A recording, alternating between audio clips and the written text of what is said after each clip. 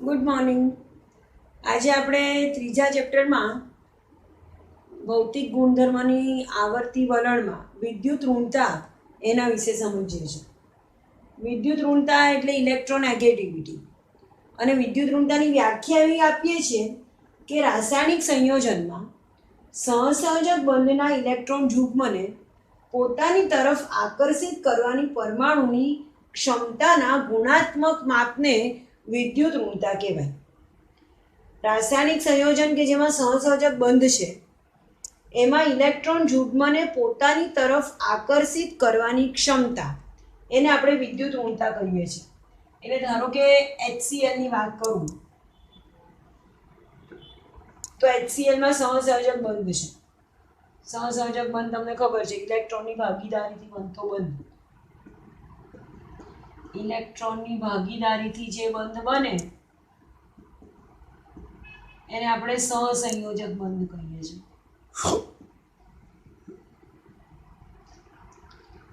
અને બધા કોઈ પણ તત્વનું પ્રાયોરિટી એને હોય કે જેમાં અષ્ટક પૂર્ણ થતું હોય.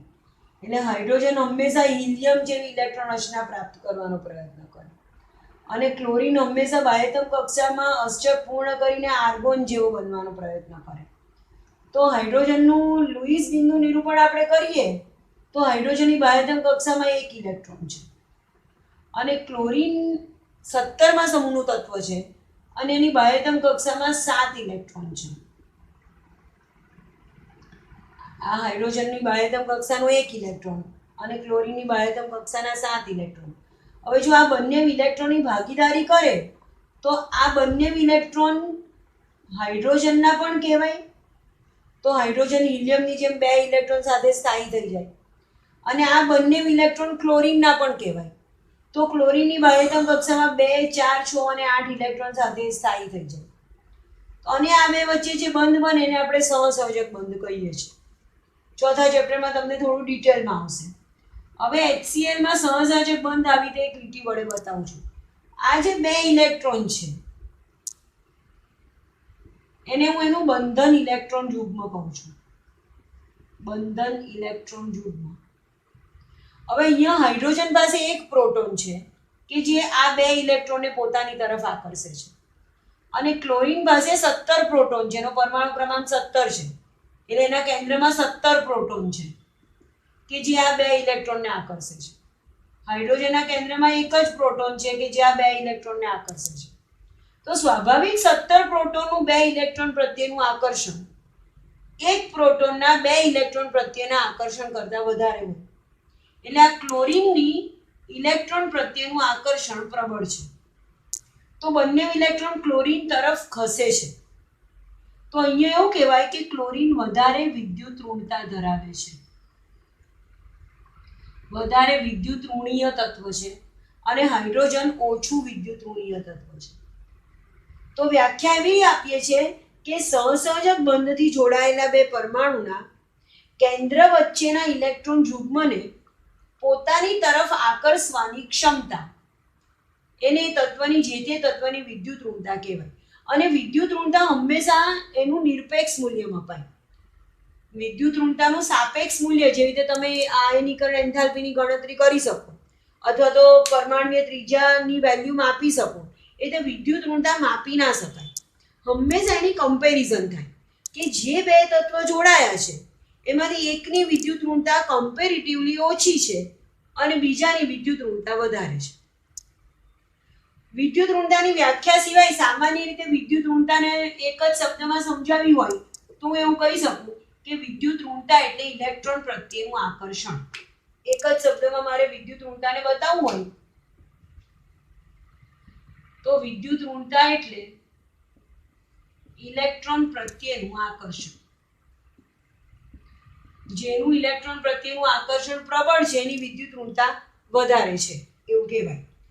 એક મેં તમને કીધું એવું નિરપેક્ષ મૂલ્યનું નામ આપી શકાય, પણ છતાં પણ વિદ્યુત ઋણતા માપવા માટે 3 માપક્રમ અસ્તિત્વમાં આવ્યા. એક તો પાવલિંગ માપક્રમ કહેવાય, વૈજ્ઞાનિકનું નામ છે પાવલિંગ, અને એમણે એક માપક્રમ વિકસાવ્યો વિદ્યુત ઋણતા માપવાનો, એને પાવલિંગ માપક્રમ કહેવાય. બીજો એક છે મુલિકન જાફે માપક્રમ, અને ત્રીજો છે ઓલરેડ રોચો માપક્રમ. આ 3 માપક્રમથી તમે વિદ્યુત ઋણતા માપી શકો. પણ મોટે ભાગે પાઉલિંગ માપક્રમ એ વધારે પ્રચલિત છે અને પાઉલિંગ માપક્રમ પ્રમાણે ફ્લોરિનની વિદ્યુત ઋણતા 4 એટલી અંકિત કરવામાં આવી છે. તમને એવી ખબર છે કે આવર્ત કોષ્ટકમાં તમે પરમાણુની ત્રિજ્યા શીખી ગયા, તમે આયનીકરણ એન્થાલ્પી શીખી ગયા, તો આપણને હવે એવી ખબર પડે કે આવર્ત કોષ્ટકમાં જેમ સમૂહમાં ઉપરથી નીચે તરફ જતા જઈએ એમ એનું કદ વધતું જાય છે અને જેમ આવર્તમાં ડાબી બાજુથી જમણી બાજુ તરફ જતા જઈએ એમ એનું કદ ઘટતું જાય છે, એવી ખબર છે. તો અને બીજી એક વસ્તુ કે જેમ સમૂહમાં ઉપરથી નીચે તરફ જઈએ એમ કેન્દ્રનું ઇલેક્ટ્રોન પ્રત્યેનું આકર્ષણ ઘટે. જેમ ઉપરથી નીચે તરફ જાઓ એમ કેન્દ્રનું ઇલેક્ટ્રોન પ્રત્યેનું આકર્ષણ ઘટે છે અને જેમ આવર્તમાં ડાબી બાજુથી જમણી બાજુ તરફ જઈએ એમ કેન્દ્રનું ઇલેક્ટ્રોન પ્રત્યેનું આકર્ષણ વધે. તો એક એવો સવાલ પૂછું તમને કે આખા આવર્ત કોષ્ટકમાં કયું તત્વ સૌથી વધારે આકર્ષણ ધરાવતું હશે? કયા તત્વને કેન્દ્ર પ્રત્યે સૌથી પ્રબળ આકર્ષણ છે? તો જે તત્વ અહીંયા આવતું હોય સમૂહમાં ઉપરથી નીચે ઘટે છે અને આવર્તમાં ડાબીથી જમણી વધે છે, એટલે આ ખૂણાનું જે તત્વ છે એને કેન્દ્ર પ્રત્યે સૌથી પ્રબળ આકર્ષણ છે. તો હિલિયમને આપણે ઊંડા વાયુ તત્વમાં હિલિયમની ગણતરી નથી કરતા. હિલિયમ પછીનું તત્વ એટલે આ તો 18મા સમૂહના તત્વ થયા. 18મા સમૂહના તત્વને ચોક્કસ આકર્ષણ કે ચોક્કસ અપાકર્ષણ નથી. હિલિયમ, નિયોન, આર્ગોન, ક્રિપ્ટોન, કારણ કે એમાં તો અષ્ટક પૂર્ણ છે. તો અહીંયા નિયોન પહેલાનું તત્વ જે ફ્લોરિન છે, ફ્લોરિન કે જેની પાસે 9 પ્રોટોન છે અને 9 ઇલેક્ટ્રોન છે, અને જો એ 10 ઇલેક્ટ્રોન એક ઇલેક્ટ્રોન મેળવે તો 10 ઇલેક્ટ્રોન સાથે નિયોન જેવું બંધારણ એનું થઈ જાય. તો આખા આવર્ત કોષ્ટકમાં ફ્લોરિનને ઇલેક્ટ્રોન પ્રત્યે સૌથી પ્રબળ આકર્ષણ છે. અને મેં તમને કીધું કે વિદ્યુત ઋણતા એટલે એક શબ્દમાં કહું તો ઇલેક્ટ્રોન પ્રત્યેનું આકર્ષણ. તો જેને ઇલેક્ટ્રોન પ્રત્યે પ્રબળ આકર્ષણ હોય એની વિદ્યુત ઋણતા મહત્તમ કહેવાય. તો ફ્લોરિનની વિદ્યુત ઋણતા આખા આવર્ત કોષ્ટકમાં સૌથી વધારે છે.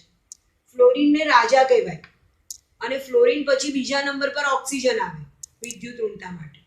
એ વાત હમણાં આપણે નથી કરવી.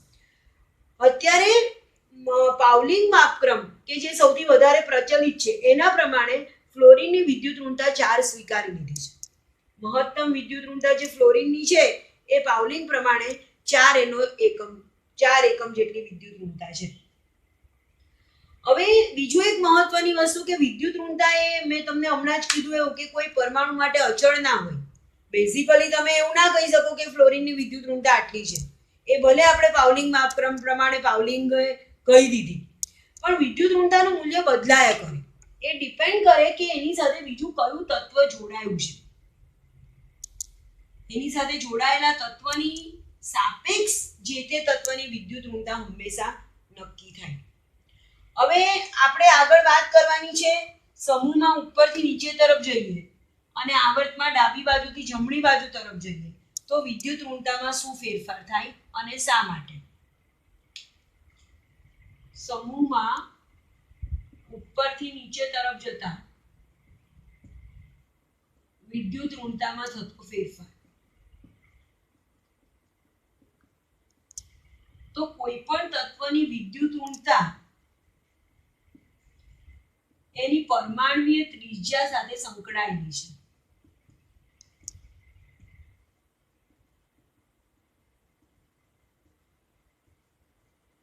જેમ સમૂહમાં ઉપરથી નીચે તરફ જઈએ એમ નવો ઇલેક્ટ્રોન તમને ખબર છે નવી કક્ષામાં દાખલ થાય.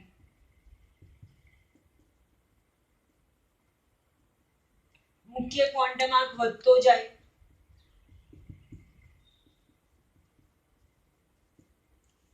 એટલે પરમાણુ કેન્દ્રથી ઇલેક્ટ્રોનનું અંતર વધતું જાય અને સાથે સાથે સ્ક્રીનિંગ ઇફેક્ટ પણ વધતી જાય. જેમ ઉપરથી નીચે તરફ જઈએ એમ નવો ઇલેક્ટ્રોન નવી કક્ષામાં દાખલ થાય, વચ્ચેના સ્ક્રીન વધતા જાય, સ્ક્રીનિંગ ઇફેક્ટ વધતી જાય એટલે કેન્દ્રનું ઇલેક્ટ્રોન પ્રત્યેનું આકર્ષણ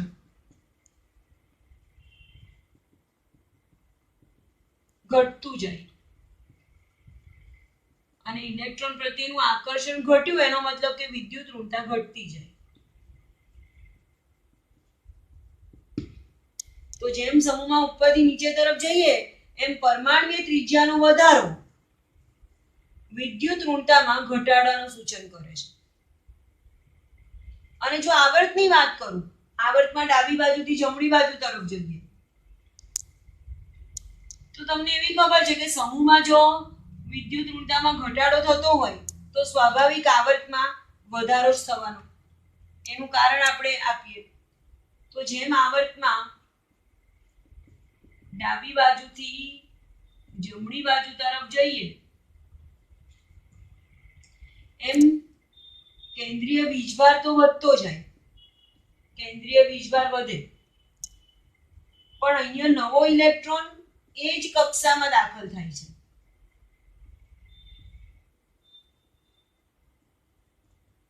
એટલે પરમાણુ કેન્દ્રથી ઇલેક્ટ્રોનનું અંતર ખાસ વધતું નથી.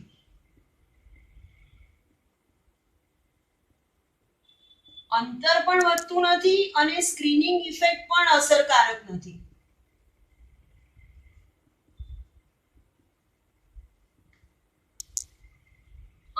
એકના જે નવો ઇલેક્ટ્રોન છે એની એ જ કક્ષામાં દાખલ થાય છે એટલે સ્ક્રીનિંગ ઇફેક્ટમાં બહુ ખાસ ફેરફાર નથી થતો. મુખ્ય ક્વોન્ટમ નહીં વધવાને કારણે અંતર પણ એનું એ જ રહે છે કેન્દ્રથી છેલ્લી કક્ષાનું અને પરિણામે અહીંયા અસરકારક કેન્દ્રીય વીજભાર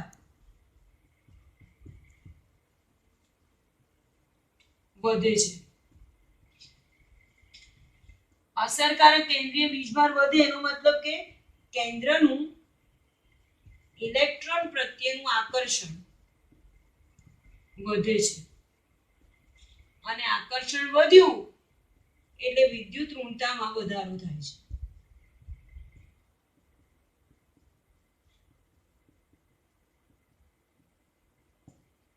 તો જેમ આવર્તમાં ડાબી બાજુથી જમણી બાજુ તરફ જઈએ છે એમ વિદ્યુત ઋણતામાં વધારો થાય છે. હવે આપણે વિદ્યુત ઋણતા અને અધાતુ વચ્ચેનો સંબંધ જોવાનો છે. તમને ખબર છે કે આવર્ત કોષ્ટકના જે તત્વ છે એને જેવી રીતે S, P, D, F એવા 4 ભાગમાં વહેંચી શકાય એવી જ રીતે તત્વને ધાતુ, અર્ધધાતુ અને અધાતુ એવી રીતે 3 ભાગમાં વહેંચી શકાય. આવર્ત કોષ્ટકમાં જેમ ડાબી બાજુથી જમણી બાજુ તરફ જતા જઈએ એમ અધાતુ ગુણ વધતો જાય. એટલે આવર્ત કોષ્ટકની ડાબી બાજુના તત્વ જે છે એ ધાતુ છે અને જે જમણી બાજુના તત્વ છે એ અધાતુ છે. ધાતુ કોને કહેવાય? તો મોટે ભાગે ધાતુના ગુણધર્મ તમને ખબર છે કે ઓરડાના તાપમાને ધાતુ ઘન સ્વરૂપે હોય, પણ એમાં પારો એ અપવાદ છે કે જે પ્રવાહી સ્વરૂપે છે.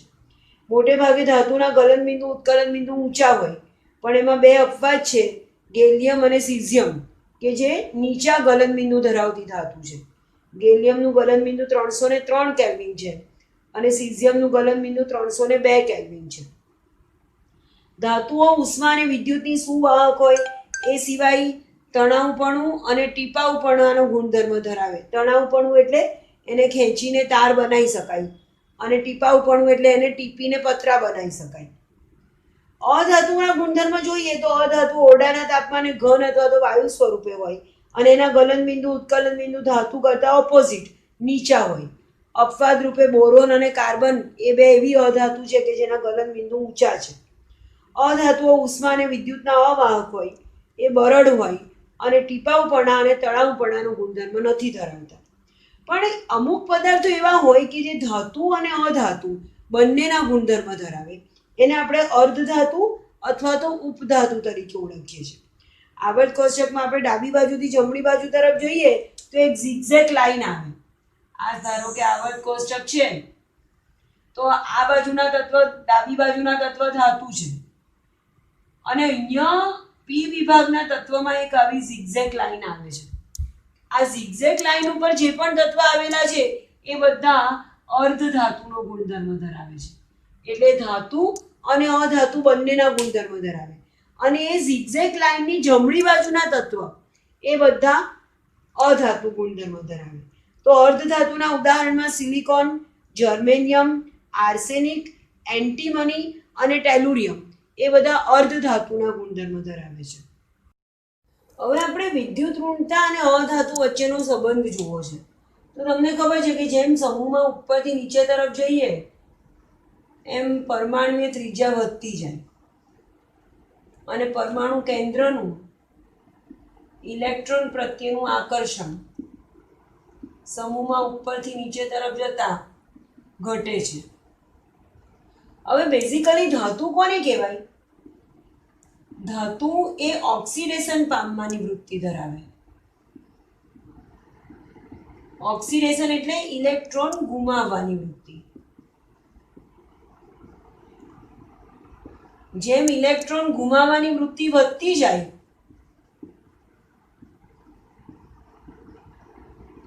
એમ ધાતુ ગુણ પ્રબળ બનતો જાય. તો હવે જેમ સમૂહમાં ઉપરથી નીચે તરફ જઈએ એમ કેન્દ્રનું ઇલેક્ટ્રોન પ્રત્યેનું આકર્ષણ ઘટતું જાય એટલે સમૂહમાં ઉપરથી નીચે તરફ જતા ઇલેક્ટ્રોન મુક્ત કરવાની અથવા તો ઓક્સિડેશન પામવાની, ઇલેક્ટ્રોનનું મુક્ત કરવું એને ઓક્સિડેશન થયું કહેવાય, વૃત્તિ વધે છે અને એટલે ધાતુ ગુણ પણ વધે છે. તો જેમ સમૂહમાં ઉપરથી નીચે તરફ જઈએ એમ ધાતુ ગુણ વધે છે. હવે ધારો કે આવર્તની વાત કરીએ તો જેમ આવર્તમાં ડાબી બાજુથી જમણી બાજુ તરફ જઈએ, આવર્તમાં ડાબી બાજુથી જમણી બાજુ તરફ જઈએ એમ આપણે જોયું કે કદ ઘટે. આવર્તમાં ડાબીથી જમણી તરફ જતા કદ ઘટે અને ઇલેક્ટ્રોન પ્રત્યેનું આકર્ષણ, ઇલેક્ટ્રોન પ્રત્યેનું આકર્ષણ એટલે વિદ્યુત ઋણતા, ઇલેક્ટ્રોનેગેટિવિટી વધે. ઇલેક્ટ્રોન પ્રત્યેનું આકર્ષણ વધે એટલે ઇલેક્ટ્રોન ગુમાવવાની વૃત્તિ ઘટતી જાય અને ઇલેક્ટ્રોન મેળવવાની વૃત્તિ વધતી જાય. અને જે પદાર્થ અધાતુનો બેઝિક ગુણધર્મ, મેઇન ગુણધર્મ અધાતુનો શું કે અધાતુ હંમેશા ઇલેક્ટ્રોન મેળવી ને રિડક્શન અનુભવે, રિડક્શન પામે. કોઈ પદાર્થ ઇલેક્ટ્રોન મેળવે છે એનો મતલબ રિડક્શન થયું કહેવાય. અને જે પદાર્થ રિડક્શન પામવાની, જેમ જેમ રિડક્શન પામવાની વૃત્તિ વધે અથવા તો જેમ જેમ ઇલેક્ટ્રોન મેળવવાની વૃત્તિ વધે એમ અધાતુ ગુણ વધે.